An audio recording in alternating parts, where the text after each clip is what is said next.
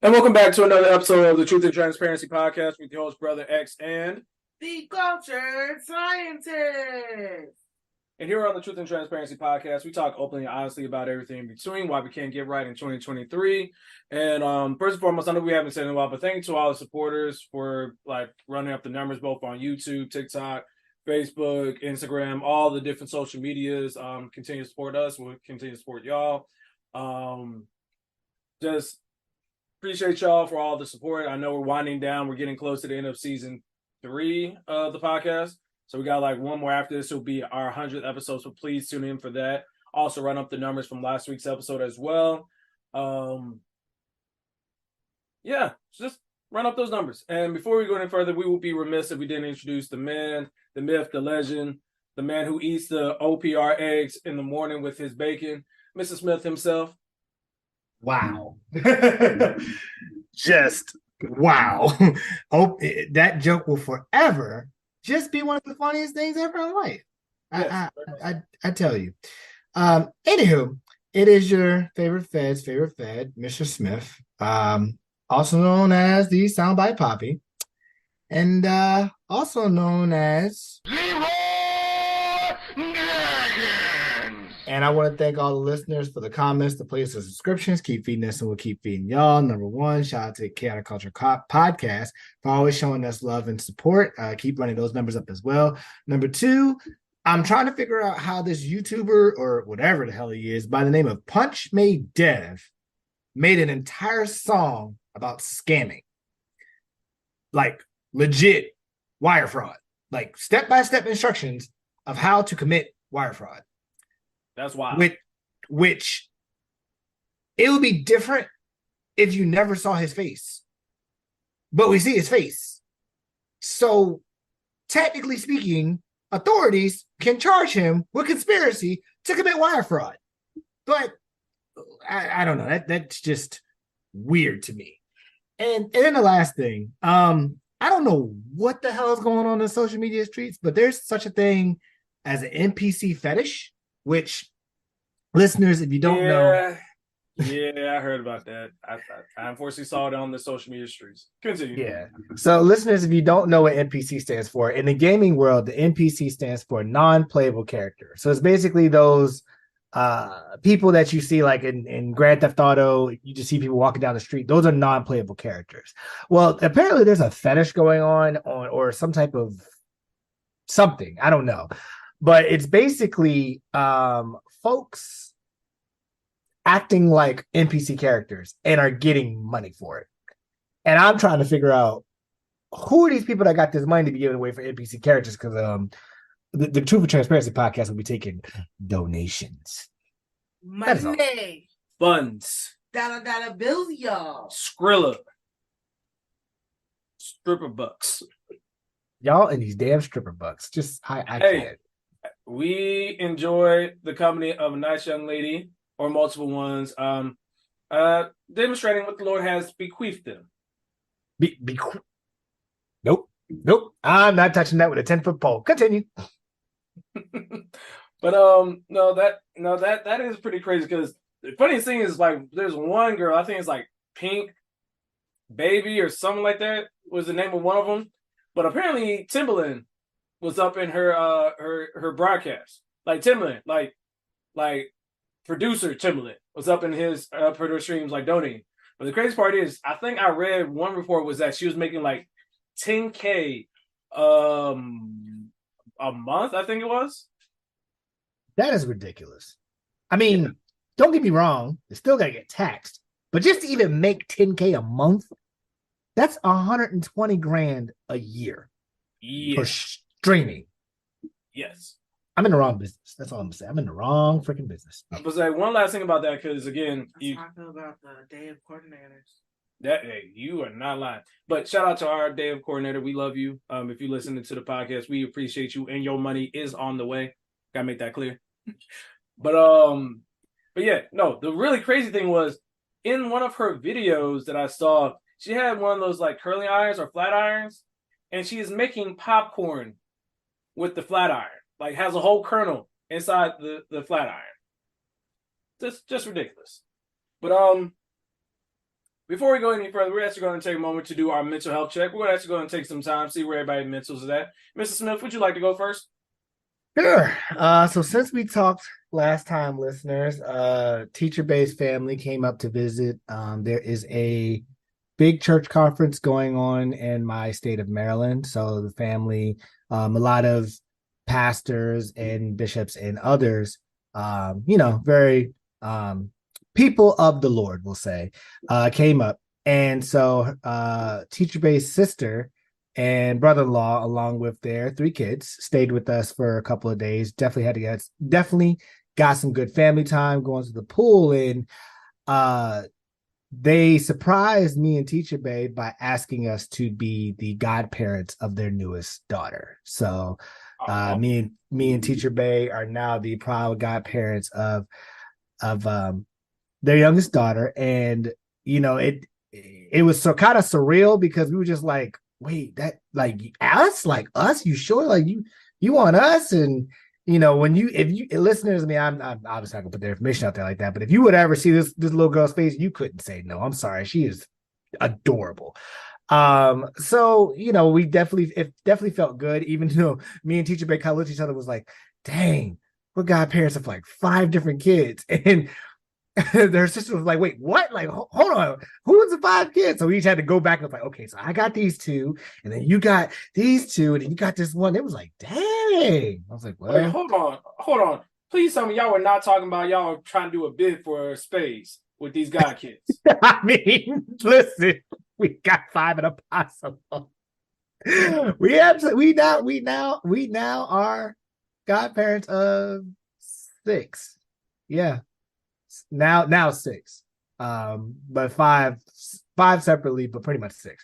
So yeah, no, outside of that, like I said, I just enjoyed the time and company. Got to take the young boys and dunk them in the pool or flip them on the beanbag, and they're at that age where they're just like, more, give us more, throw us some more. We're like, okay, yeah, we're gonna tire y'all out because y'all need to go to bed.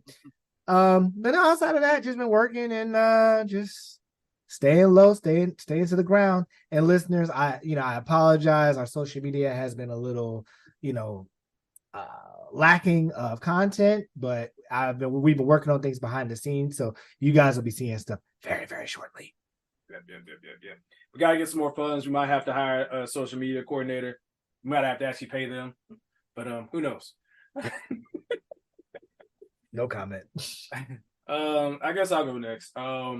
I guess mentally, I am in a space, especially, I know we've talked about it multiple episodes about wedding and school stuff, and it's just in a challenging place. It is very difficult to try to navigate a lot of these waters, and a lot of the deadlines and things are starting to get a lot closer. So speaking for myself, I know that I'm definitely feeling that pressure. It's a lot of weight. And I had a very quick reality check of how this may be affecting my health, that I started seeing gray hairs, which is slightly not terrifying, but lets me know that I have to have perspective, full transparency. I need to get back in contact with my therapist. I had to take a break for a while because life and everything, but I do plan on reaching back out to her and reestablishing that relationship. So if you are listening, I will be reaching out soon. But yeah, man, just take the time, find the safe space to express what you are feeling. Allow those people, if it's someone else, to feel their feels and to process stuff as well. And yeah, just be human. I guess it's probably the best way I could say, or try to encourage those. And that's kind of where I'm trying to work towards with everything else that I have going on. Coach Scientist, you have anything? I am alive. I am blessed. I thought I was pregnant the other week because I cry every couple of hours. So yeah, that's where the culture scientist is currently at. Say what? Say what? Say what? Say what? Say what? What? Say what? Yes. No, we're not going to say anything else about it. No, we leave it exactly like that. It's amazing when a girl, I'm an emotional person. So for me to question if I am pregnant because that is how emotional I have been lately is just the tip of my iceberg. Yes. So on that note, we're actually going to go ahead and switch lanes. We got a couple quick hitters for you guys for our I don't know what to call it, just some quick hitters. It's been very interesting on these social media streets. Outside of people having these NPC fetishes, I guess social media personality influencer by the name of Sukihana. Sukihana. I guess she's blown up fame recently because they had a previous incident with a gentleman who shall not be named, but is a piece of shit. But that's a story for another day. But she apparently about a week ago it started coming up in the news that in the social media news that she says that she likes to pee on herself, and basically it's in response to an OnlyFans video that popped up on social media. Yes, Mr. Smith. Yeah, just for the listeners to save y'all the trouble, the video that was leaked was of her pleasuring herself, we'll say, with a rose toy. And I guess she was insinuating that the rose toy was going to make her squirt. But when you looked at the video, the liquid that came out looked a little murky. And so people immediately was just like, that's not squirt, that's pee. And the way the trajectory was, it was like, you just pretty much peed on yourself. And was like, yeah, I'm confused. So just giving listeners a little background for that. So it's one of those things, like if we want to approach it from a anatomical or a biological standpoint, technically, how do I explain this? When a woman, I guess it's considered ejaculation, correct? Yeah. So when a woman ejaculates, yes, listeners, if you don't know, a woman can ejaculate. The fluid that she produces, depending on what her diet as well as what she has consumed during that time frame, don't accomplish this goal that he is referring to. She's not wrong. So if you don't know anything of what I'm talking about, I'm sorry to tell you, you ain't it. Those first couple, oh my gosh, they're so great. That's not the one. Yeah, no. Literally, based on whatever you have consumed in your diet can affect the percentage of, I forget the exact term, but the sexual fluid, for lack of a better term, versus how much urine is actually in it. So if you don't have a really strong balanced diet, then it may change what it looks like. So it's kind of like I really fucked up Arnold Palmer for all my Southern listeners. Why would you compare it to an Arnold Palmer? I'm sorry, that's just the first thing that came to my mind. I'm sorry. I apologize. I'm going to go stand in the corner and think about what I've done. But getting back to it all in all, it's like, first and foremost, this was an OnlyFans video. So for those who don't know or aren't in that part of the social media streets, a lot of people now have OnlyFans for a variety of reasons, whether it's sexual, trying to perpetrate, or just to connect with their fans on a different level. So it getting released, it's not shocking at all. But the headline was crazy enough. We were like, yeah, we got to talk about it. I want an OnlyFans. What do you mean by that? Y'all think I'm kidding. No. I know you're not. You have no idea where the financial struggle where I am in my brain that I literally was asking my coworkers, how can we do OnlyFans that's not sexual? And for everybody, I need you to understand, do not suggest to the culture scientist feet. Okay? That's nasty. I don't like feet. Just nasty. So needless to say, people are just on some different type of time nowadays. But speaking of that, for those who do not know, but basically, there is a social media personality by the name of Adam22. He hosts the No Jumper podcast along with a multitude of other things. He also recently married his long-term girlfriend and adult actress Lena the Plug. So their whole thing was that they have the No Jumper podcast and then they have the Plug podcast.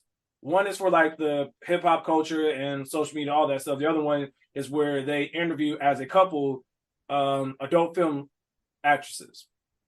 So from there, after they do the interview, they film OnlyFans content where they have usually threesomes, foursomes, but it's usually Adam, Lena, and whoever the guest is.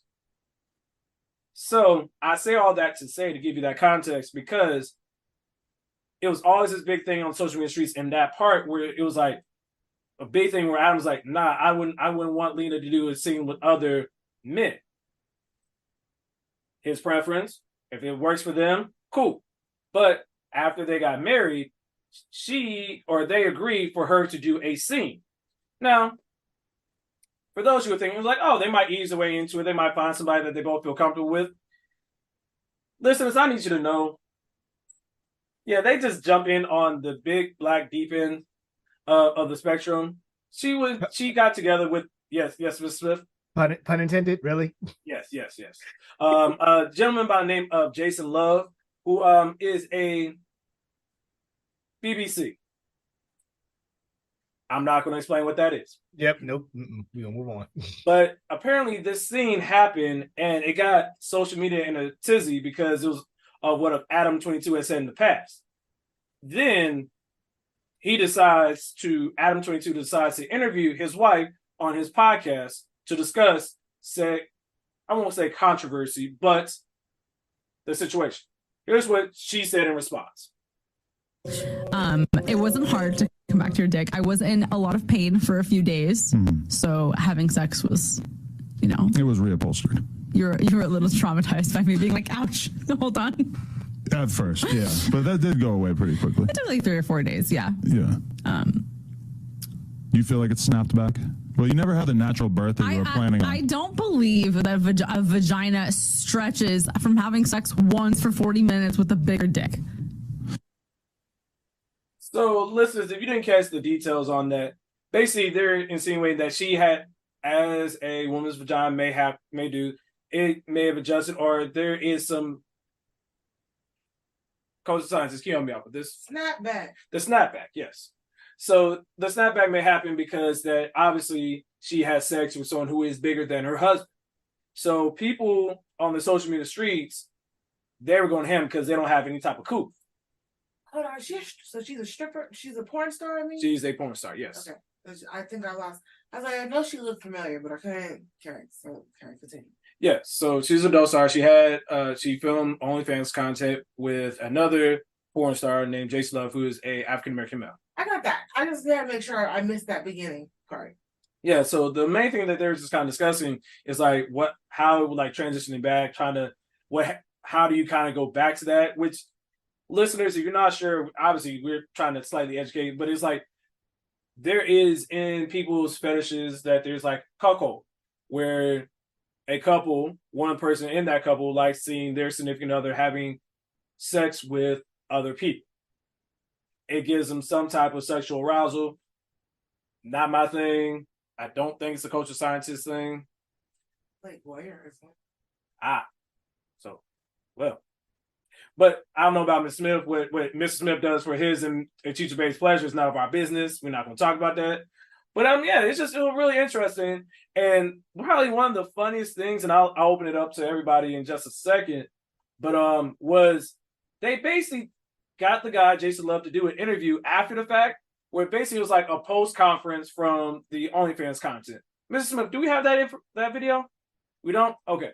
Needless to say, he just talked about it. It was like, yeah, he very much insinuated, yeah, I was better, I was bigger, and of course, yes, you might have enjoyed it more because she has an emotional connection to Adam, but yeah, no, I'm better than him, for lack of a better term, or I might be paraphrasing. I think this is stupid that it's even a conversation that they're sharing, just in my humble opinion. I can see that. I think go ahead, Mr. Smith. Oh no, I was agreeing. I mean, not everything that y'all do needs to be public business. Just putting that out there. Really didn't need to know this. If people want to get down with the fetishes or whatever, it is your life. It is your right as an adult to do whatever. It is legal. Make sure I say that clearly. Legal to do.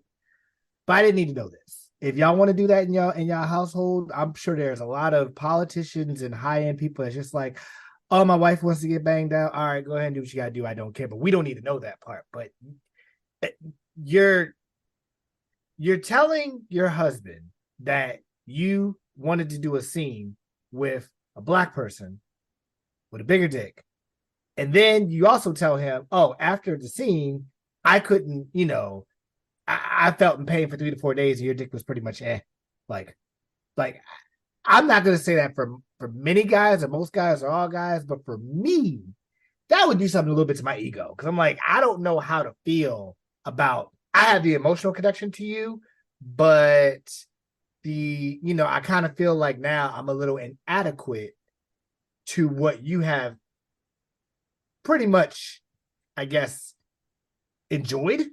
So it's like a standard now has been set that I don't know if I'll ever be able to reach, which then will mess with me mentally, even though they could have had a conversation, just gone away with it. Maybe that works for them. But for me, that would mess with me mentally to be like, well, I can never reach this level because, what I have is what God gave me. So if I can't reach that level, it's not like I can be like, well, I'll just add some extensions. No, it's what it is. So if I can't reach it, now I'm gonna feel like I can never pleasure you, which then will mess with me mentally, psyche, all that. It's a big thing.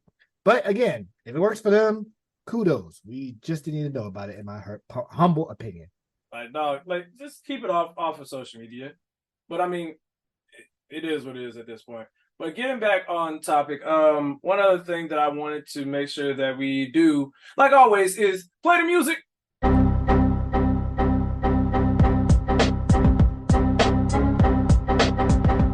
Okay.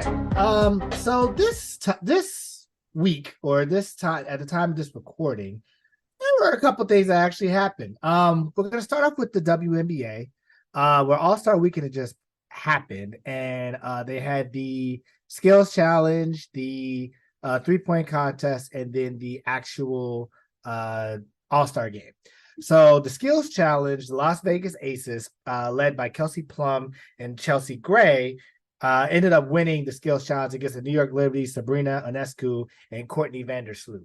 I ain't gonna lie, I didn't think Kelsey Plum was that fast, but my God, she shot out of a cannon in that specific skills challenge. So kudos to the Las Vegas Aces. The story of the weekend, though, goes to the 3-point contest, in which New York Liberty's Sabrina Ionescu went nuclear, and I mean, listeners, nuclear in the 3-point contest. She put up 37 out of a potential 40 points to win a WNBA 3-point contest, including 20 straight 3-point shots. To put in perspective, she missed 2 shots out of the entire thing. I'll give you a little bit of a quick math. There are 5 regular racks with 5 balls each. The end ball is the money ball, which counts for 2 points, whereas each regular ball counts for 1 point. There's a money rack, which is all money balls. That's 2 points. And then there's what they call the starry shot, which is, I want to say that's like kind of NBA range, maybe a little bit past. And that's 3 points. When I tell you that, listeners, she literally missed 1 money ball and 1 regular ball. That's it. She hit both starries. She pretty much did not miss anything on her money rack. She went off to the point where everybody was like, so, hey, Steph Curry, aka the greatest shooter in the history of the NBA. Yeah. What's going on? And Steph even was like, yeah, now you've just given me something to be motivated for going into the next season. So I'm looking forward to the next All-Star weekend, in which I'm pretty sure Steph Curry is going to try to go for a perfect 40. But we'll see how that happens. Mm-hmm. Speaking of the NBA, the NBA Summer League completed with the Cleveland Cavaliers defeating the Houston Rockets to get the Summer League championship. I believe it's a guard, Isaiah Mobley, ended up getting Summer League Finals MVP, and one of the rising stars, Amani Bates, who I've actually been keeping up with since he was in high school, actually looks really good in the Summer League. So I'm looking forward to see what kind of rotation they put him in for Cleveland. Also was Summer League debuts for Chet Holmgren and Victor Wembanyama, who are like 2 of the most brightest stars, being that Victor's 7'3" or 3.5 inches, and Shet's like 7'1", and they have handles like a guard. So I'm looking. It's going to be interesting. And if you don't remember, listeners, Shet was the person that I think had a Les Frank injury on his foot, trying to guard LeBron James, and I don't know why he did that, but whatever. But yeah, he's looking to. They're both going to be looking to make their rookie debut, even though Shet technically is a year in, but because he got injured prior to Summer League, this will technically be his rookie year, almost similar to like Blake Griffin. So I'm actually looking forward to seeing how this season will go for both of the promising young stars. Finishing off with the NFL, and the two biggest stories out right now is number one, the person that I always spoke about, wide receiver DeAndre Hopkins, decided to make a decision, and he will be taking his talents not to my Ravens, but to the Tennessee Titans. Which I kind of disagree with that, because I don't really see everything that he wanted for his, I guess his not his demands, but his requests. I don't see them making any noise in the playoffs. They may get out the AFC South. They may win the AFC South, but I can't even say they win the AFC South, because to be honest, Trevor Lawrence is better than oh my God, I can't remember the quarterback's name. Sheesh. I'm looking right at his face. Ryan Tannehill. Willis? No, well, Willis is like trying to give Ryan Tannehill a run for his money, but I still don't see it yet. I mean, we'll see how training camp is, but I remember now. They have that. The Tennessee has that white quarterback that likes to put mayonnaise in his coffee. I ain't forgot. He's still trash for that. Ooh, yeah. So they're gonna go back and forth, and that's gonna be a very interesting training camp. Looking forward to seeing who wins the starting job, and who doesn't, and who ends up getting cut from the team, or who ends up being on a practice squad. Because you never know, Malik Willis might end up being on a practice squad, or the guy that spreads mayonnaise on this. Never mind. So outside of that, the biggest thing right now is the running back market, in which Josh Jacobs, Saquon Barkley, and Tony Pollard, all running backs who were franchise tag. And for those listeners that don't know, franchise tag means that they haven't been signed to a long-term deal, but they're tagged in order to not be with any other team and to play for fair market value of what their position would be, which is about $10.1 million. Well, neither of those three did not sign their franchise tags, feeling like the organization that they play for do not value the running back position as they should. And I'm going to be honest, they're right, because listen, if you do not have, and shout out to Red Wolf, again, if you need all his information, it'll be in the description below. He's taught me a lot, but one of the biggest things is if you don't have a running game, you don't have an offense, because then the defense can literally just guess pass the entire time and not have to worry about a running back. And if you don't have a star running back, i.e., let's say Minnesota Vikings, Dalvin Cook and Alexander Madison. If you have Dalvin Cook, all right, you got to be a little bit worried. If you got Alexander Madison, a little bit worried, but not really, right? So you have star running backs that do the legwork, you're talking about they get in the car crashes every week, every Sunday, because they are getting hit by linebackers that's 250, 260, defensive linemen that's like damn near 300 pounds. Like, they're getting hit by everything. And for them to be making less than, even kickers. Now, the comparison has always been that there's kickers that make more annually or per year than running backs. And they use Justin Tucker. Now, for clarification, technically speaking, that's a bad example, because Justin Tucker is the best kicker in the history of the National Football League. No, I'm not saying this just because I'm a Ravens fan. I'm saying this because it is fact. Debate your mammy, okay? Debate your mammy. He is the best. I don't want to hear anybody else's, debate. Adam Vinatieri would like to have a word. Did Adam Vinatieri bust a 65-yarder? How many game-winning field goals to win the Super Bowl does he have? How many times did he get within pretty much a walk-off kickoff, a walk-off field goal? The man was in 20 yards each and every time, except for maybe what? The game against the Carolina Panthers or the Rams? You had to do that. You didn't have to bring that up. Hey, I do not appreciate you. See, we was having a nice little back and forth. You just had to bring up old wounds. Yeah, no, I'm still not. I mean, don't get me wrong. Don't get me wrong. Adam Vinatieri is really good. I will give him that, right? Mhm. But towards the end of his career, he did fall off very sharply. Almost similar to Janikowski for the Raiders, who technically had the previous record of 64-yard field goal or 65. Well, when you're talking about somebody who literally is an A- accurate kicker and the most accurate kicker since he's been in the league, you're talking, we're going on 11 years now.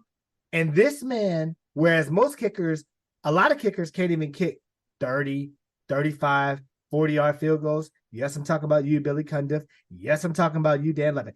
You're talking about people that in playoffs shanked a 25-yarder, which should be literally a layup. But yet, you're also talking about Justin Tucker, who drills 66-yarders, game winners, in opposing stadiums. And literally, I've seen him to the point where I think he actually can hit 70. If there was a fair catch and he could get a free run, I think he could hit 70 yards if he wanted to. But getting back to the point to wrap it all up, I agree with the running backs. Like, I really feel like they need to be paid adequately, because if you don't have a good running back, you don't have a good offense. Your wide receivers, they can't get open because the defense are going to guess pass. They're going to throw double teams on your best receiver. So I honestly feel like I've said this once, I've said it 1,000 times, I'm going to end with this. If you are a quarterback in this league, yes, get your money, but you need to take the Tom Brady route and take a pay cut in order to make sure that you have legit weapons surrounded around you. If you have weapons, your job gets easier. If your job gets easier, you go to more playoffs and Super Bowls. If you go to more playoffs and Super Bowls, the chances of you pulling a Tom Brady going 7 wins and 10 tries gets higher. But that's neither here nor there. But if you have any other questions, comments, or concerns, and want to learn more about the NFL, hit up my boy Red Wolf on his YouTube and his Instagram. His links will be in the description below. Plenty of the music. Holiday season.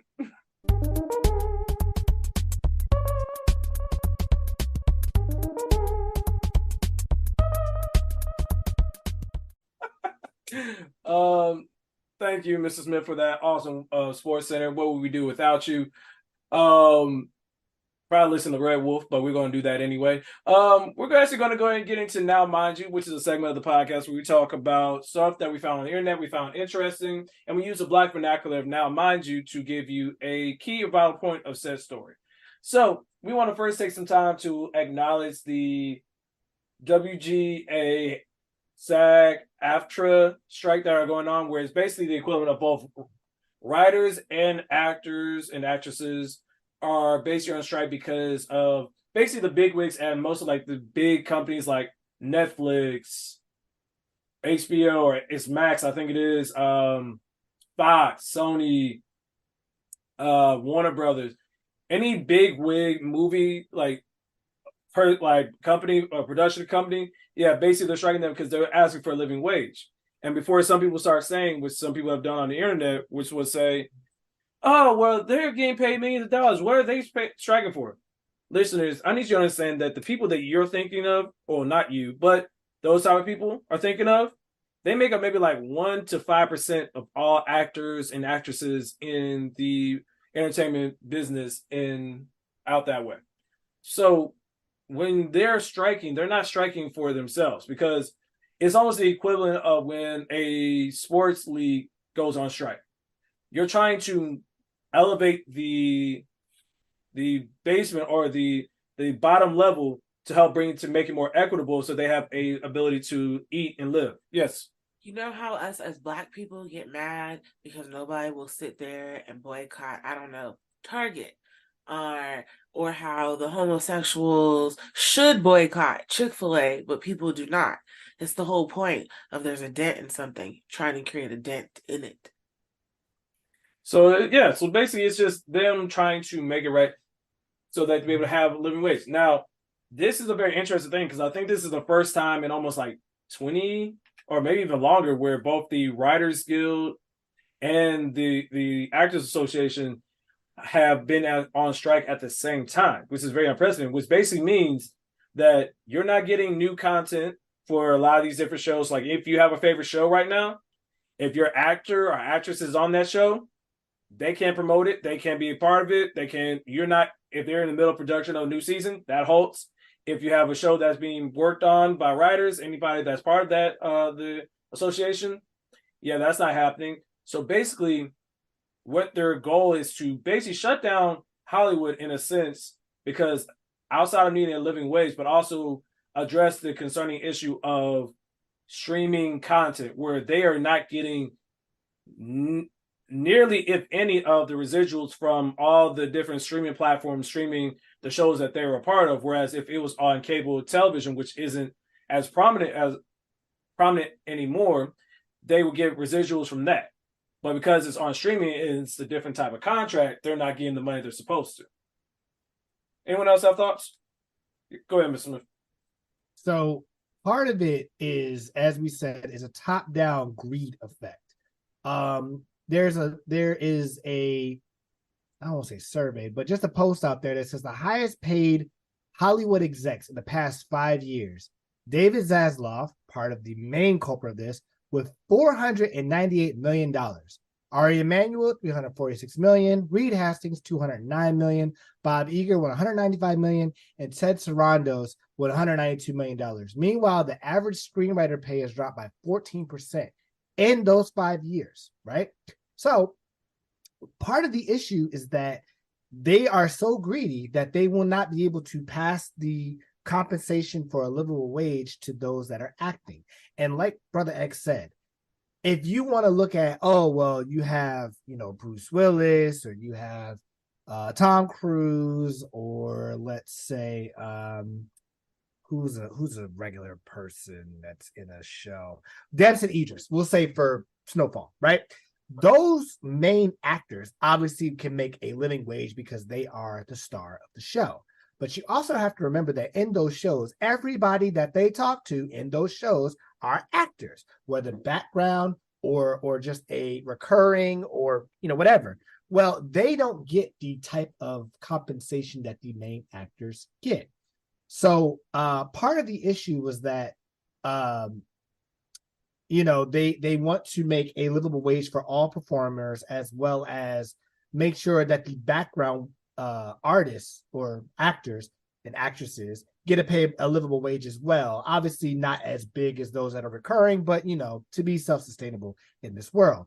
And one of the things that really struck a nerve in a lot of people is that the execs were like, yeah, instead of us paying the background performer, we're just going to scan them and then pay them for a half a day's labor and then use their individual likeness for the foreseeable future. Like, literally, I'm going to pay you one time, but I have the authority to use your image, likeness to whatever I want to do forever without their consent. That is insane, right? But then, so obviously within the strike, part of the other issue is that, well, everybody's like, you know what?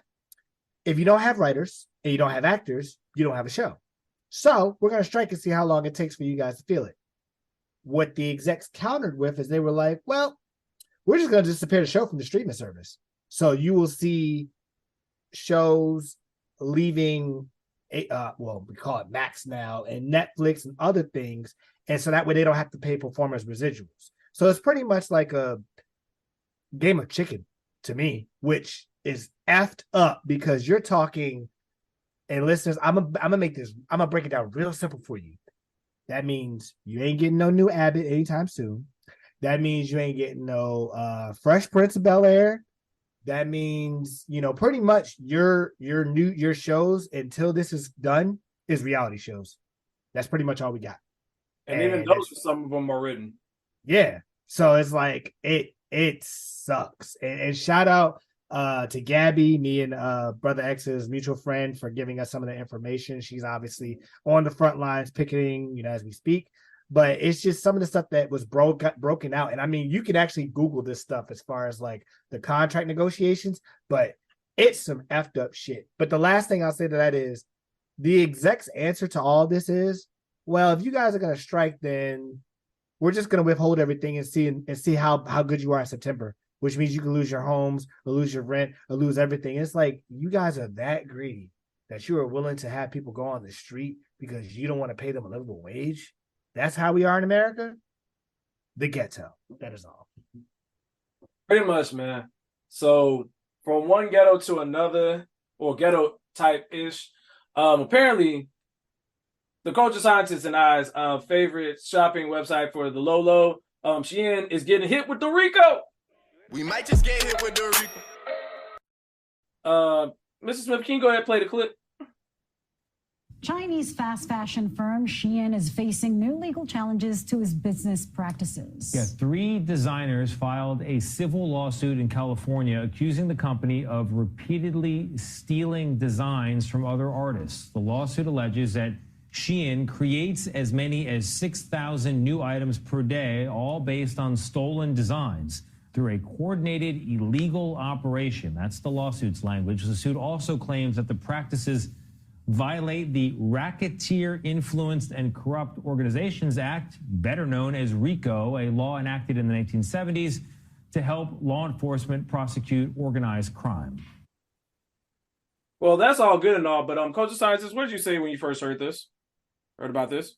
I'm still buying my stuff for my bachelorette party.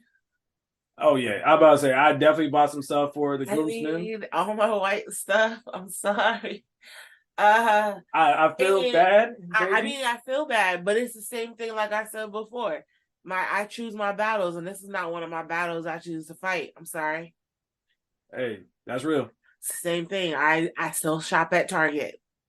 Hey, listeners, you gotta understand. Forgive us. I know we're supposed to be righteous Black people and do the right thing and all those things. Spike Lee would be normally proud of us, but dog, we gotta get what we gotta get, and we gotta get it at the most affordable price. Like, listeners, you gotta understand, when you gotta make these decisions, and you gotta figure out what you do when your son's at home crying on the floor on the bed. All right, I'm sorry, that was a little much, but you guys get the point. All the same, yeah, it's just crazy because it was not one of the things I had on my bingo card for 2023. But Mrs. Smith, you have any thoughts about Shein?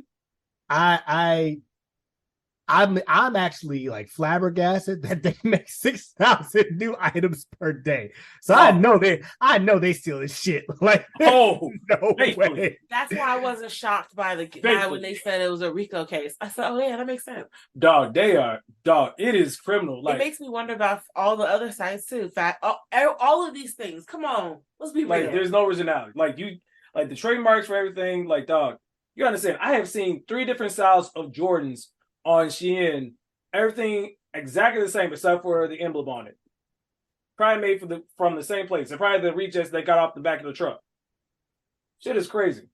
That shit is true. But I mean, I'm like y'all. I understand why it needs to get a RICO, which I agree with. But this ain't a battle that I'm gonna fight because it's inflation, and I don't care what anybody say we in a recession. I don't care what nobody say because these gas prices tell me we in a recession. And I need just something for the low. So if you telling me that I will support my Black businesses, even though they sometimes upcharge, but it's because they're a small business that has to take all of the labor and man work and all of that. But at the same time, a brother needs to make sure he had cut corners sometimes. So if I can get the same thing for 90% off, I mean, come on now. You know what I'm saying? You gotta do what you gotta do. But listeners, if you see us walk around with a big Shein bag, don't ask no questions. If you want to know what I'm wearing on my bachelorette trip, it's Shein. You gotta understand, she is literally sponsored. Like, Shein, we are always taking donations. Money. Give me money. Give me money. Give me all the money. I need money. Give me money. Give me money. Hey. Yeah. We're gonna turn that into a song over our break. mm-hmm. But yeah, man, no, that's just crazy. And then I think our last story. Is it our last story? Yeah. Our last story. Listeners, I don't know about you, but every once in a while I enjoy a good Japanese steakhouse. But this next one, yeah, I'm good. So, we can't go an episode without talking about Florida. So this story reads, Florida Japanese steakhouse closes doors as customers test positive for meth. Hey, yo, what the fuck? Let's read more. I don't understand how you test positive. I'm glad that you asked that, culture scientist. A Florida Japanese steakhouse is closing its doors permanently after customers tested positive for meth after eating there. According to U.S. Today, Neko Japanese Steakhouse? I think it's Nico. Neko Japanese Steakhouse in Pace, Florida, has since been shut down following the incidents. On June 9th, several customers who dined at a Florida restaurant, Hibachi Table, reported that they were feeling sick afterwards. Subsequent testing found that 3 out of the 7 affected individuals found to have tested positive for methamphetamine. Police initiated an investigation into the alleged poisoning, but had to close the case without making any arrests due to insufficient evidence. The steakhouse announced its closure on Facebook following the incident. After more than 10 years of serving the Pace community, we have decided to close the steakhouse, the restaurant wrote. It was determined by the Santa Rosa County Sheriff's Department that there was nothing linking the restaurant to accusations, and after a clear survey by the health department, we reopened our doors. We are so thankful for our regulars, yada, yada, yada. Thank you for your support. Unfortunately, it just wasn't enough to keep the doors open. Culture scientist. Yes. Americans. Yes. I need you to use your brain just a little bit. Uh-huh. Because the part that I just could not, even when I heard this, I was like, but how? How, Sway? And only 3 people? Not the entire party? You're asking good questions. And then for y'all to harass people, before we start harassing people, okay, in companies, in people's livelihoods here, okay? I mean, people's livelihoods. Yes. Can we take a moment and use our brains? Because that restaurant did not need to completely shut down its livelihood and other people that it served, because some dum-dums probably did meth ahead of time and forgot that they did meth. Or perhaps somebody poisoned them in their own friend group. I don't know. But I don't understand until they can explain how you can put meth and a person can't tell. I don't know, man. Mr. Smith, do you have any thoughts? Because there's something I do want to get to. Yeah, I agree everything with what the culture scientist said, and I'm sorry, I'm probably gonna take your joke because I. All right, no, go ahead, take it. The fact that the person underneath of this said this is a big meth steak, quality, top tier, top tier. Wait, there's more. But then the one that said stop messing around, fam. You got it. That is hilarious. Whoever has these puns written down, I need y'all to stand up and give yourself a standing ovation because that was just beautiful. That was beautifully done. And these are reasons why I love the internet. That's like when the whole submarine was happening. The jokes, I mean, it was a very sad, but the jokes was boom, boom, boom, boom, boom. I was like, yo. No, ain't no such thing as cool thing on the internet. Ain't nothing like it. Especially when you're talking about Black Twitter. But I'm sorry to Coach Science points. Now leave off with this. It has to go back to the submarine story. Whoever did Trapped in the Closet with the submarine, talk about, and now I'm stuck in the submarine and I don't know what to do. This oxygen is going down, and I'm looking at this like boohoo. Fam, I cracked the hell up for like a solid 5 minutes. So Black Twitter, I love y'all. Keep doing y'all thing. We just have to find the joy in the darkness. I think that is what us as Black people were taught. So that is why sometimes it comes off as if we don't care, but we care deeply.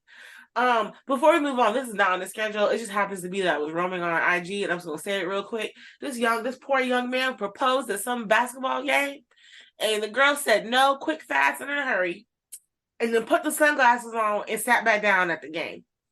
Oh no, I'm done. Like I'm about to say, if I drove, she better figure out. He got everybody's attention. Oh yeah, no. He was like, "Hey, see, everybody, look!" And then he got down and said, "Will you marry me?" No, see, I'm out the window. Like, and then some man in front of her looked back like, "Oh shit." and then turn back around. Mrs. Smith, I know this is a tangent. We're going to get to the topic in just a moment, but you and I know, and I think we talked about this in one of our Black Box episodes. You remember my first trip out of the country where we went to Costa Rica. We met that dude who was getting ready to propose to his girl. And we go to the mansion party next to last night. He in a suit. We all in our togas having a good time. He gets ready. Everybody cuts music. He gets down and to propose. And I kid you not. He asked you, will you marry me? Da-da-da. Like his day was on spill. We married. She said, yes. We're like, oh. And listeners, if you haven't listened to the episode, spoiler alert. She says, yes, for the second time. Oh shit! Oh shit! Oh shit! I'm sick. Cause you didn't have to say that. You gotta put up in this out like that. I'm just trying to have this moment. We looking at this mansion. Like you got Rick Ross in the background eating pears and everything. Like Drake singing music, everything. It's like it's a wonderful time. But you gonna say that in front of all these people I barely know? Yes, Mr. Smith. I'm sorry. I'm thinking of that because listeners, I ain't gonna lie, that joint was a match. That to the shout out to Social Escapade. Y'all keep doing y'all thing. But to the fact of the lady that she said it for the second time, listen, I want you to understand. All you heard was yes, hey, for the second time. Oh, like it was so fast. And the next thing you hear is everybody like, hey, like she said yes anyway. But and then afterwards, when they took their little engagement pictures, we're all just kind of standing around like, so no one's gonna talk about the fact she said for the second time. Nope. Follow-up questions. What happened the first time? How? What? Was there another woman? Is she on this trip? There were so many questions. And then somebody said, "Take this rum and shut up." We said, "Okay." Yeah, it was just a lot going on. But yes, that is one that there is a reason why I did not do a big public proposal to the cultural scientist. That was one of my biggest fears because if you tell me no, one, I'm gonna be honest, that's probably the end of the relationship 8 out of 10 times. Because you would have hopefully already had these conversations about where this relationship is going. If you are confident enough to spend the money and to go out your way in a public forum to do that, I don't know if it is very hard to bounce back from that, at least in my eyes. But we're actually going to take a moment, play the We'll Be Right Back music. All right, so we're back now. We're actually going to go ahead and get into this week's topic. I know it's been a minute. We gave you part 1 of our deep conversations. But we're actually going to take some time and actually give you part 2. So we're going to take some new questions and we're just going to kind of popcorn it around. So I'll read a question, Mr. Smith will read a question, Coach Scientist will read a question, and we'll just kind of give our answers and give our feedback. And you can go into a little bit of detail, but we do have about 6 questions that we're going to try to get through. And we're just kind of tango our way through it. So I'll start with the first one. So the first question I think is a really dope one that we found was, what is something you love to experience for the first time again? I'll go first. So, listeners, if you don't know, the cultural scientists and I enjoy going to concerts and obviously Dreamville Fest, so we like to go to festivals.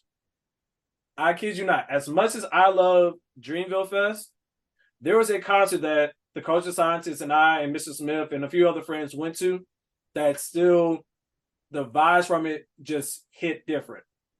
It was back 2017, 2018, somewhere in that ballpark, it was back when Kendrick Lamar was fresh off of, was it the Black Panther soundtrack? No, damn.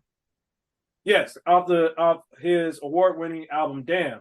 And he was on the championship tour, and he came to Raleigh, and it was the amphitheater. I forget the name of the actual park. But it was, when I tell you listeners, the music, the vibes, like how we're feeling, we're just out there. And then I know it's cliche, but he told everybody to put their flashlights or put their phones up, and they cut all the lights off on the stage.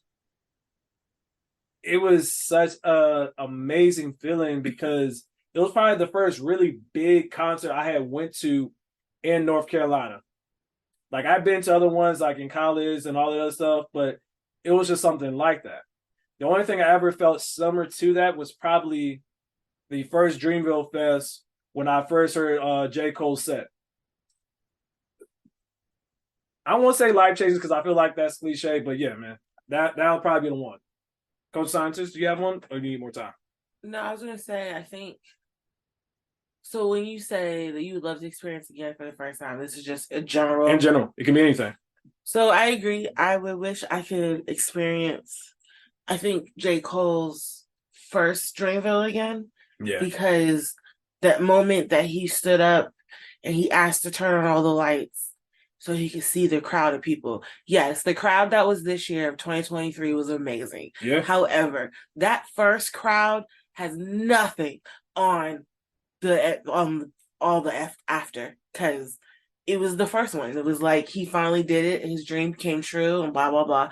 And it was really cool to see in person and witness it and be there. So, and then I think for me, if I could experience it again for the first time, I think I would like to experience Africa again. Go back when I was 17 with the knowledge a little bit more knowledge that I have now and understanding. Mm-hmm. But I was truly an innocent teenager when I went. And I think being an Americanized teenager truly showed me, and going there bursted my bubble.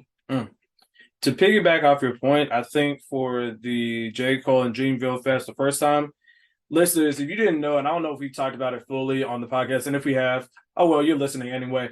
That first Dreamville Fest was almost 2 years in the making, I want to say. Well, at least 1 year in the making, where it got delayed. It was originally supposed to be the week of my birthday. Shout out to the Coach Scientist for getting me tickets. I love her to death for that. But it ended up getting postponed due to a tropical storm that came through the area, which I was pissed, I was upset, but I got over it. And then we got to experience it. And shout out to my frat brother who did the party bus. Dog, it was so crazy because I know all these big cities got these like festivals going on, Broccoli City, something in the water, like all these different festivals. But for the little town that could, which is Raleigh, like Raleigh is not, it's a big city, but it's not a big city. For them to be able to put that on and for them to be able to fill it out to capacity and do numbers and continue to do numbers, it was so crazy. It really put North Carolina back on the map in a sense when it came to like the music scene. Because if you know, you had Drake and so many other artists that are coming to North Carolina to perform and wanting to be a part of it. And just the vibes, man. But we've spoken up. Mr. Smith, what about you? For me, I actually would like to experience Hampton's pre-college again. At the time that I did it, I was 17, obviously, because I was getting ready to be a freshman, but it's a summer. For those that don't know, Hampton has a summer program called pre-college where you can earn college credit before you become a freshman. But you also kind of get the lay of the land with less people, and you kind of have a concentrated class, but you also kind of get kind of like a pre-draft before you actually go to college. But the parties and the things, like the knowledge that I know now to go back and experience that for the first time would be amazing. One, because I would have the energy of a freaking 18-year-old, so I'd be able to dance and do everything I want to do. Two, because back then, if I could do it where it doesn't, the technology was flip phones or what's it called? T-Mobile Sidekicks, bam. Shit was fire. Mm-hmm. You literally were just in the moment. Nobody wanted to dress. I mean, people were just in literally jeans and a t-shirt and some sneakers. And the point was, could you dance with everybody before it was time for curfew? Like, to enjoy that again, because that was also like my first real experience of freedom outside of like, not having to worry about, okay, I got to be back with the parents or whatever. So like being able to experience that again and have that joy of being like, I'm on my own. I get to dance with this person and then go to class and then like have these new experiences for the first time. Mind blowing. Definitely mind blowing. To that point, I want to go back to freshman year at Shaw University when the good old Mr. Newsom, this is bad, was stealing money, but we had a great old time freshman year. Okay. Shout out. I want to read, I feel like it's a blur. Did that happen? Did it not happen? There was this party by the books down by the walkway when you're getting ready to walk to the upperclassmen dorms next to the student union. It was like out. It was right on the thing. When I say I remember that party, but I feel like it was a dream. I want to experience that again. Dog. Someone said on social media today, and I wish I remember what their tagline was, but they said, "Yo, shout out to millennials because they were pulling dudes and women in business casual clothes," and I was like, "Yo, what were we thinking? We had a vest, button-up tie, untucked shirt, denim jeans, and a pair of polo loafers." Tearing up everybody random house, putting denim jean stains on the wall. Oof. Crazy numbers. Like good times. Oh man. I still remember the tagline. Come to the grown and sexy party. Ladies be sexy, fellas be grown. Ladies free before 10, fellas $10 before 10. Dog. Listen.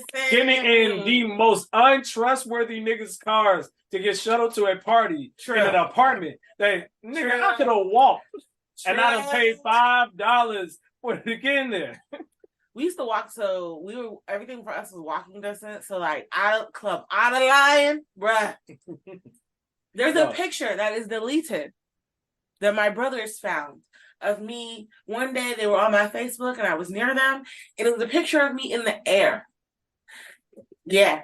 And my brother said, "What is this?" I said, "I don't know. Delete." Untake. And they were like, "What are you doing in North Carolina?" I said, it was at a party. I don't know. I said, that made me look like me. I don't know what you're talking about. See, Mrs. Smith, you know our rule. No face, no case. That's why we had the fitted caps on. You never know who I was. The fact that you can tell at what point you started caring if people knew what you was up to. Oh yeah. Because you notice the drinks and the pictures start to disappear. Oh yeah. Oh, it was so, like freshman year, nasty work. Didn't matter. Nasty Sophomore work. year, it was like no. Up high. All headshots. Yep. As soon as like, girl, we about to take a picture. Cup down immediately. No, craziness. Oh man. All right, Mr. Smith, you want to take the next one? Sure. So the next question is, do you believe men and women can be strictly platonic friends? Yes. I'll take the first one. Yes. Mainly because even though the gimmick is always a man that is platonic friends with a woman, 9 times out of 10 wants to sleep with them, I can attest to you that that's definitely not the case, because there are plenty of people that I'm platonic friends with. I'm like, I have no interest in sleeping with you. So yeah, we cool though. We cool. We can play pool. We can shoot the ones of the basketball, do like game nights or whatever, play games. But after that, you got to go. But I call you. We can go to brunch. But that's about it. Oh yeah, no, I think the answer is yes as well. I believe that it's one of those things where it's like, listeners, we have played it both ways for myself, Coach Scientist, and I think you're doing yourself a disservice if you don't allow yourself to build those bonds, because then you are able to have a better scope of who people are, and you're not putting people in the box of, oh, they're just this sexual thing where I'm supposed to have a sexual or romantic type of connection to, because there's different types of love. There's platonic love, there's romantic love, there's family love, there's all these different things. So to narrow in your world to that amount, that seems to be crazy to me. And for those who are just using those relationships to try to buy your time, I don't know what to tell you. Just read it by situation basis, because you could very easily just be doing yourself a disservice. But you also see some people who played the cards right and now they're in a happy, committed relationship. So, I mean, to each their own, but know your situation. My best friend from childhood is a man. So, and everybody and their mama thought we were dating throughout high school. And it was not even, there was no interest. Like, I love him, but on a very different level. Very. And it's just so weird that people can't seem to be able to have, platonic friendships. Yeah. Yeah, that's very real, man. Now, do I believe that a person can be friends with a person that they have been in a relationship with? Yes, I do believe so. There just has to be an understanding across the board, and that in general, who the person is at, like, for example, just like know like what is okay, what's not okay, and expectations. Yeah, setting healthy boundaries. And even if like you have your vision, it doesn't matter. The person, you have to trust yourself and everything, and that's how I feel about that. Yeah, and I think it really just like, hey, my biggest thing, I always have a rule of thumb is like, just don't have me out here looking crazy. And if you would feel embarrassed or you feel like you would have to hesitate to tell me you're seeing X, Y, Z person, yeah, you need to go ahead and let me and yourself go from the situation because it ain't worth it. Honestly. Coach Science, you just want to take that third question? Do you think that everyone deserves a second chance? I want to say my immediate answer is yes. Okay. Because I feel like in this world, it's a long life. I mean, it's a long and short life. Yeah. I think after the second chance, then, you know, and it depends on what the person did. I feel like that's one of those types of, depending on what it is how forgiving or how can you give a second chance. And then again, setting boundaries. Okay, I'm going to give you the second chance. And after the second chance, if you screw up this time, whatever level of what we were, that's what, you know, I'm not doing that again. I think I unfortunately probably give most people up to 3 chances until they piss me off. And then I'm like, oh, I'm good, no more. Thanks. But yeah, it took me a while to get to that point. So I can feel you on what you're saying. I think for me, I believe so, but I also subscribe to the broken mirror or broken mug theory or way of thinking where it's like, yes, it can be put back together, but whatever it originally was will never be the same. Now, that doesn't mean that it can't be as strong or better, but it's never going to be exactly like. I'm a very trusting person, and once I give you my trust or I believe in you or you like I got your back and I care about you, it is up to you and only you to determine whether or not that changes. Because if your actions and your behaviors make me question whether or not to trust you or to vibe with you or give you my trust, then that's a problem. So understanding that, I think, is having a second chance, but understanding that you have to operate differently. You don't get the same level of grace that you would previously, whether it's platonic, romantic, or even family, because a big part of it can be family as well, where it's like a family, you have a falling out with a family member, and if certain boundaries are being pushed, then you're like, hey, I'm love you, but I'm gonna love you from a distance. We can maybe hopefully in the future have built that relationship again in some form or fashion, but not right now.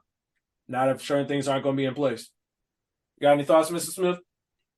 I agree. Depends on the person and circumstances. There are many circumstances in which it's like, okay, this mess up, like depending on the age or anything. It's like, all right, you young, you didn't know, whatever. But there are certain things that's like unforgivable. To this day, I only have literally one person on my shit list that I will never forgive. And it wasn't so much of what he did, it was more so of how he went about doing it. Brother, actually, you know exactly who I'm talking about. We ain't got to say no names, but you know who I'm talking about. And Queasy knows who I'm talking about too. I know you listening, Queasy. You know exactly who I'm talking about.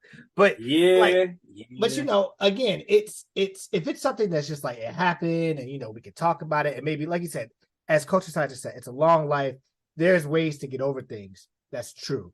But if there's something that has been like processed over time, like you legitimately thought about this, you processed it, you went through all the trials and tribulations and went over time, which means you were intentional about this. There are certain things I cannot forgive because I feel like no matter what, I'm always going to have that thought that you're always going to be that person. Even if you change because of the process of what you've done, it's always going to feel like that. But for the most cases, I feel like a lot of people can deserve a second chance, except for that one nigga. But we ain't going to go there. Yeah. But before we go to the next question, I do have a quick question. What are you guys' thoughts about when you have someone who is important to you and you have like a certain connection with them, how do you feel about them giving other people second chances when you've had the opportunity to watch from the outside looking in and see what that person did to the person that you care about? How do you kind of, I guess for me, I compartmentalize it, but how do you sort those feelings in that situation? Either one first. You go. Okay. So for me, especially like how I think now, I take my dad's famous phrase that he has told me since I was 7 years old. You can take a horse to the water, but you can't make him drink it. I can tell you to the blue in the face that this person's doing bad, this person's acting up or whatever. But until you as a person are ready to do the work yourself, I got nothing. And yes, it'll hurt me to be like, all right, well, I'm seeing this and you're giving this person a second chance, even though they don't deserve it. But at the same time, I always tell myself, this is your life. This is your decision. You can do that. However, if you decide to continue to do that, I don't want to hear you complaining. I don't want to hear you doing others. I don't understand it. Yes, you do. You just don't want to make that ugly decision that's going to hurt, but it's going to help you in the long run. And I feel as though when people get to that point in life, it makes things a lot easier to compartmentalize, where like there are people that I literally had messages that are like, I'm talking like they had a shit show of things going on in their life. And I'm sitting there thinking the simple answer is this. But I can tell you that. But again, it's easy for me to say that because I'm not going through the shit that you're going through. So I can't say, oh, well, you should just do this because maybe you have an emotional connection to the pain or to the stuff that you're trying to fix. And I will never feel that. So I have to understand that. Shout out to my therapist for telling me that. I have to understand that and be like, okay, when you are ready to do that, then I will be here. But until then, I don't want to hear about it if you're going to make these decisions. Because I done told you a second time. I told you a third time. You don't want to hear it? Cool. But I also don't want to hear you complain about it because you have made a conscious decision to keep going through the fuck shit. What you said sounded like what my therapist had said. It was more like it, but not in reference to like that. But I think it was in reference. It was probably a conversation about my mom, or like I'm expecting a certain thing to happen each and every time, and then maybe I'm setting myself up for failure because I'm expecting the conversation to go a certain way.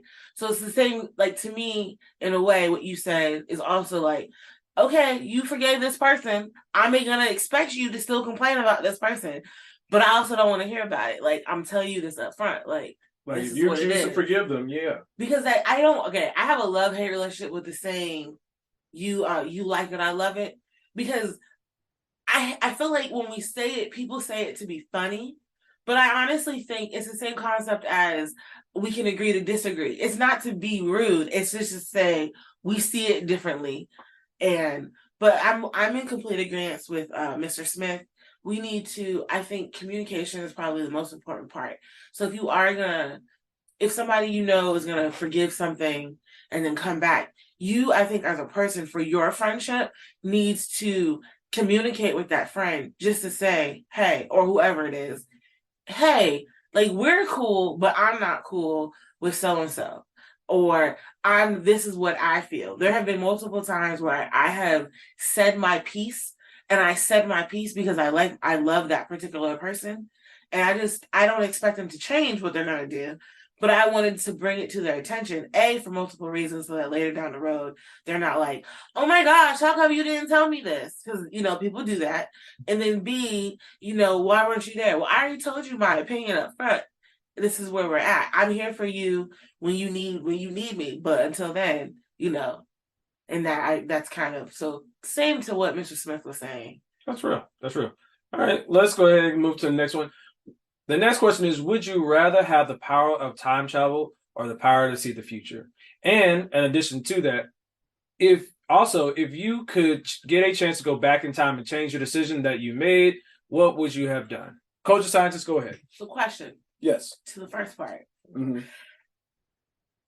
I think, it's a question and a statement. So I feel like I'd rather have the power of time travel because then I can travel to the future. That's Okay. not the question is open ended. Before I let me clarify.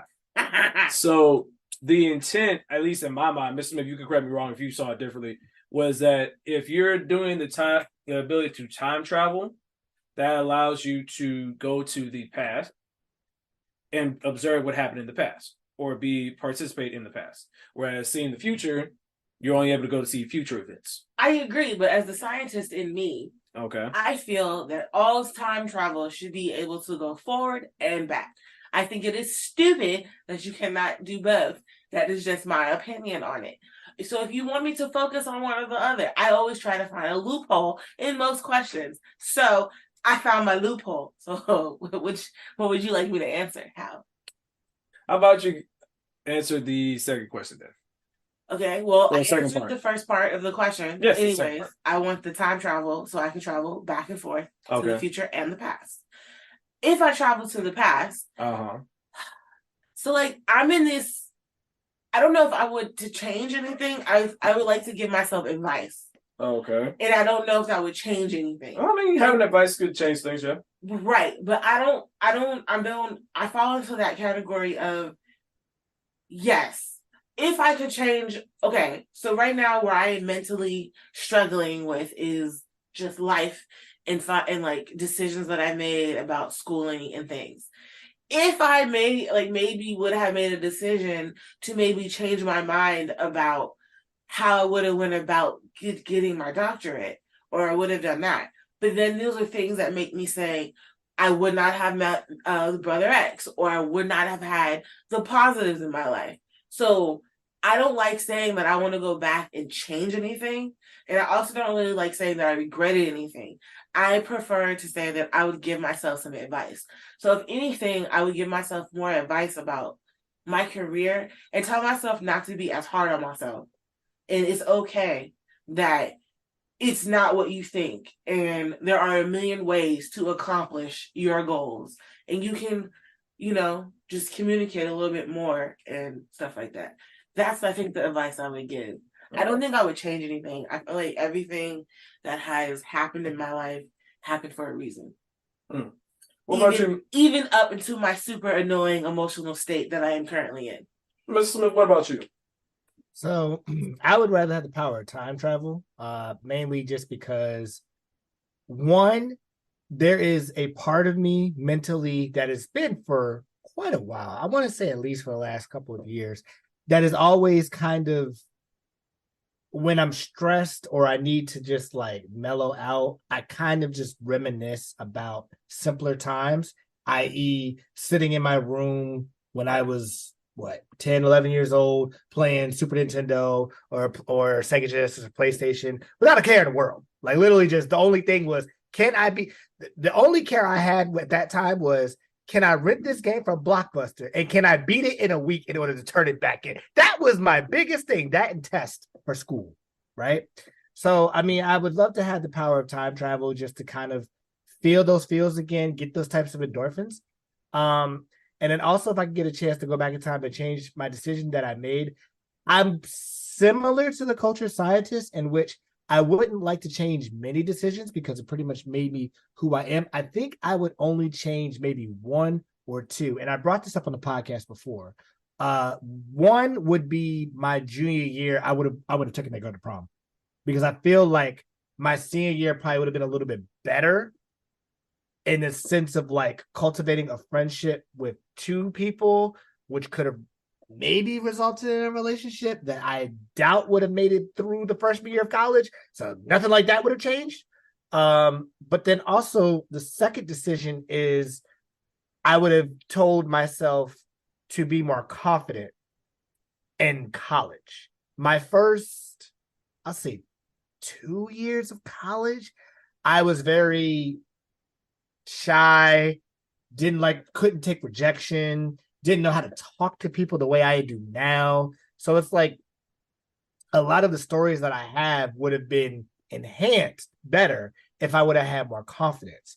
And I feel as though if I could give myself advice to be like, you know what? The worst that they could tell you is no. Go through with it. If you get the rejection, you get the rejection. But at least you can say, hey, I did this versus you kind of play in the background the way you did freshman year. Not saying that, I mean, hell, I'm writing a book in which I have 4 big stories minimum on there that people are going to read and be like, whoa, that happened. But I feel like it could have been more had I been more confident. So I would definitely probably make that decision to tell my 17/18-year-old self, hey, you got it. You're confident. Don't subscribe to the notion like, oh, no girls checking for me. Oh, I'm a weirdo. Oh, this, that, the third. Like, just be yourself. Don't try to overextend it. And trust me, you don't know it, but people are looking at you. They have the same fear as you. They don't want to be rejected either. That's real. This is why I could be a little bit different. I think I might actually say the power to see the future. As life has changed and what I value has kind of altered some, be able to see the future I think it would give me a sense of joy or a sense of peace of mind, because culture science will tell you my brain thinks and plans out different scenarios in so many different ways. I anticipate worst case scenarios. If I'm able to see the future, it also gives me a slightly peace of mind. So it allows my brain to not think as much. Granted, I know things can change based on my actions, and I would hopefully not screw it up if it is a future worth seeing. But yeah, I think that would be what I would choose. And then if I were to go back and change anything, only thing I would maybe change is work-wise, not hesitating so much, taking time to spend with family and friends, taking that time off, going on those vacations, recognizing that the school will be here, recognizing that, hey, even if something goes on while you're gone, it's not your responsibility. It's not your fault. If something happens, you take care of your business, you take care of your mental health, and not beat yourself up that, hey, I think I may need a mental health day because I know I'm not, mentally right. And living in that truth. Okay? Let's see. Let's try to get one more, just because I know we're going a little tight on time. Culture science that you pick. You got 2 questions to pick from.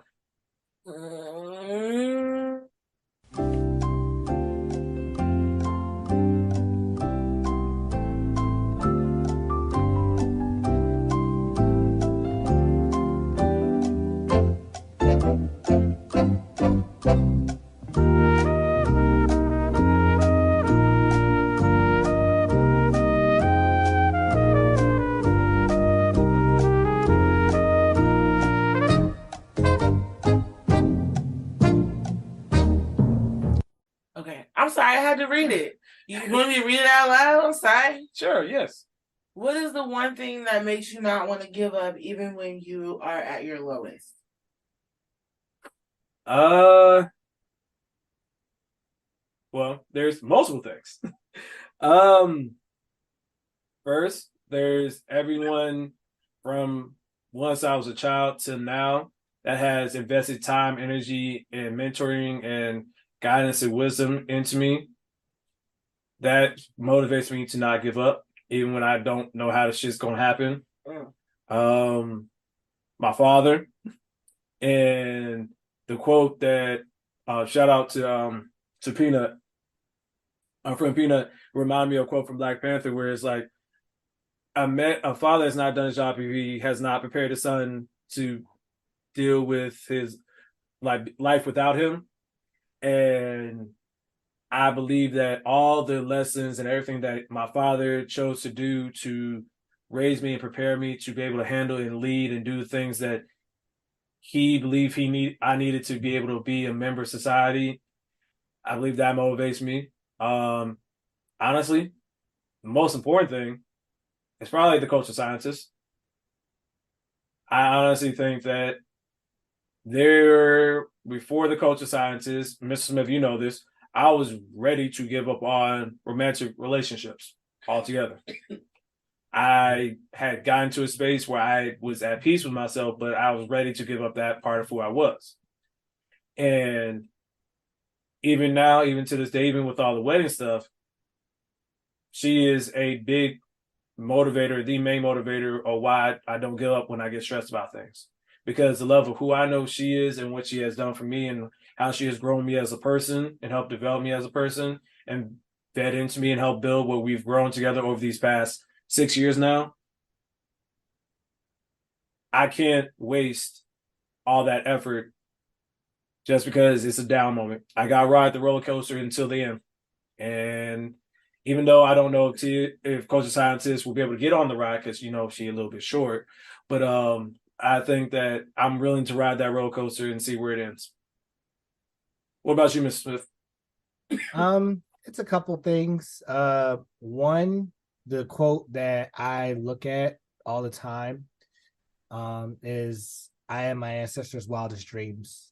I think of folks that were adults in the 40s, 50s, 60s, and before that didn't have many of the opportunities we have now, that fought with less privileges and were able to make, you know, things happen. And don't get me wrong, I mean, there obviously was different circumstances back then. Things were cheaper, salaries were kind of a bit more manageable, but you know, with all the obstacles that they dealt with, especially folks that look like me, I think if they can deal with that and do boycotts and still get an honest wage and still be able to do things, why can't I do this thing that they fought for? Why can't I continue to work even when I don't want to? Or why can't I, you know, wake up and be productive when I don't want to?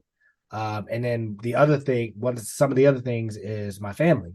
I do feel like sometimes, you know, that my family poured a lot into me, kind of like okay, we're going to propel you to this level. We're all going to put our hand on this plate to push you to the next level. And then we want to see you grow from there. And I've always had this adage, which me and my therapist have talked about, that I feel like I'll be letting people down if I just drop from there. Like I've told people, oh, I wanted to be a video game designer when I was younger, and then ended up, I knew I just wanted to do computers.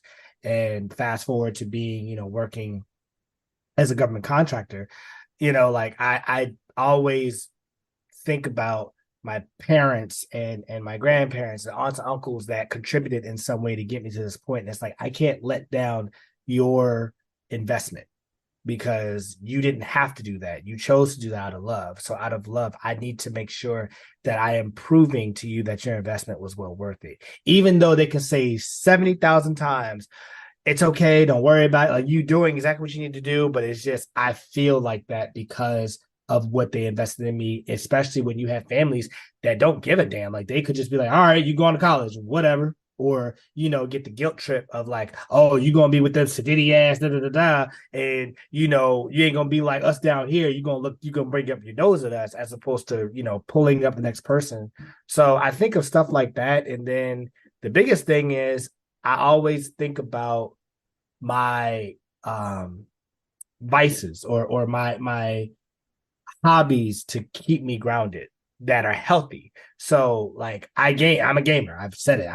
Me and Brother X will tell you, we can run the fade on 2K. Listen, anybody try to touch us on 2K 2-on-2s, you're gonna get washed every single time. Just tell Yes, you. sir. Talk about it. But you know, between that and then, you know, just sometimes journaling, sometimes especially with my workouts, like those things give me the endorphins to say, okay, take the rest of the day. Take it one day at a time. Just keep going. That's all you have to do is just take it one day at a time. And if you take it one day at a time, things get lighter. As long as you don't put too much on your plate or try to think, oh, I got to think of 6 months in advance or a year in advance or 8 months. I got to think of this. I got to do all these things. No, take it one day at a time and treat every day as if your last. If you can do those two things, that's what will keep you going. And drinks. A lot of drinks. And libations. Coach Science, you want to bring us on? I think being born with HIV causes me to remember that I am here for a reason. I have made it. I wasn't supposed to live past 2. So there are times when I get upset with myself for feeling the way I feel. And maybe sometimes I don't feel that I'm allowed to feel the way that I'm feeling, because there are people that are worse off, and there are people that didn't make it this far, or there are different things. And one of the things I have to remind myself is always to like not beat myself up, although it's much easier to do said than done. But I think remembering my past, and similar to what Mr. Smith and Brother X said, but remember where we came from, and remembering all the people that put in the work, and remembering that we are loved, and who loves you, and who bigger than what you're working for, but just we've come so far, and there are many people that are just not blessed to still be on this earth for whatever reasons, and some people can't serve. It takes them, unfortunately. And I am too much of a happy person and too much of a positive light in this world for me to go under when I'm at my lowest, even though it does not feel like it sometimes. I feel you on that. I think. And babies, of course, because babies are just the greatest light on earth, and the giggles and the funniness and watching them understand something is one of my favorite joys on this earth, to be 1,000% honest. Oh yeah, quick shout out to our trainer. You know who you are. Shout out to the baby Empanada. You know who you are. What up, Empanada? We got mad love for you. Happy belated birthday. But I think that's a good place to leave it. I think our transparent moment of the week is going to be just kind of think and meditate and like journal about these questions. Have those conversations with your friends and just kind of just delve into those different things, man. You'd be interested it is interesting if you take the time to be introspective about these things. And matter of fact, I'm gonna give you a bonus one. I know I said we were only gonna do one more question, but here's a question I want you to think about. Maybe you can tell us in the comments on our social media about this, but let us know this last question. Why do you keep lighting yourself on fire to keep others warm? Again, that is, why do you keep lighting yourself on fire to keep others warm? That's one kind of like start as a journaling point. So we're not going to get into it to this episode, but if you really like these conversations or deep questions, let us know on all of our social media at the TNT Pod 123 on Twitter, Truth and Transparency Pod on Instagram, Truth and Transparency Pod on TikTok, The Truth and Transparency Podcast on Facebook, The Truth and Transparency Podcast on YouTube, and always hit us up with any of your questions you want us to answer on our email at truthandtransparencypod123@gmail.com. And for the culture scientist, for Mr. Smith, for myself, and all of our lovers and supporters, if this podcast gets no bigger than what it is right now, they are forever grateful. We are forever grateful. And the immortal words of my father: eat the elephant one bite at a time. Peace. Nothing? You ain't got nothing? Oh, okay.